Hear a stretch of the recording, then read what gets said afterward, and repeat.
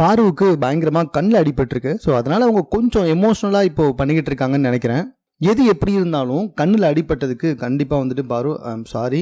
So இது ஒரு விளையாட்டு, கண்டிப்பாக அடிப்படும், கொஞ்சம் கேர்ஃபுல்லாக பார்த்து விளையாடுங்க. ஸோ கண்ணிலலாம் பட்டிருக்கிறது வந்துட்டு ரொம்ப ரொம்ப கொஞ்சம் பார்க்கறதுக்கே கஷ்டமாக தான் இருக்குது. கொஞ்சம் மிஸ் ஆச்சுன்னா என்ன ஆகுது?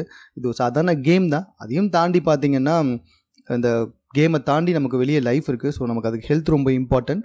ஸோ இதுக்கப்புறமா இந்த ப்ரோமோக்குள்ளே போகலாம். இந்த ப்ரோமோவில் பார்த்தீங்கன்னா பாரு ஆல்ரெடி நான் சொன்ன மாதிரி கண்ணில் அடிப்பட்டதுனால எனக்கு தெரிஞ்சு விக்ரம் கிட்ட போய் பேசியிருப்பாங்க போல்.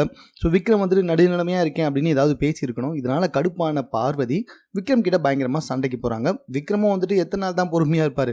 அவருடைய உண்மையான ரியல் ஃபேஸ் வெளியே வருது. எப்போ பார்த்தாலும் நடுநிலைன்னு உட்காந்து ஏமாத்திட்டு இருப்பல, அந்த மாதிரி இல்லாமல் இப்படி இதுதான் நல்லா இருக்குது அப்படின்னு பாரு வந்துட்டு வெறுப்பேற்றுற மாதிரி சொல்ல, அதுக்கு விக்ரமும் ஆமாம் ஆமாம் அப்படின்னு சொல்கிறாரு.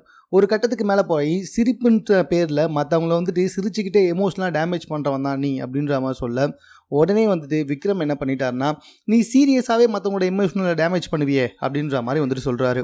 இந்த விஷயம் நல்லா இருக்கு, பெருக்கிட்டே ஒன்று கேவலமாக பண்ணுவல, அதுக்கு பதில் இந்த விஷயம் ரொம்ப நல்லா இருக்குது. அப்படியா பாரு, அப்படியா, ஓகே ரொம்ப சூப்பரு அப்படின்ற மாதிரி சொல்கிறாரு நம்மளுடைய விக்ரம். அதாவது பாருவோடைய கேவலமான அட்டிடியூட் ஒன்று இருக்கும்ல, அதே மாதிரி கேவலமான அட்டிடியூடில் வந்துட்டு விக்ரம் தற்போது வந்துட்டு பாருவுக்கு பதிலடி கொடுத்துருக்காரு.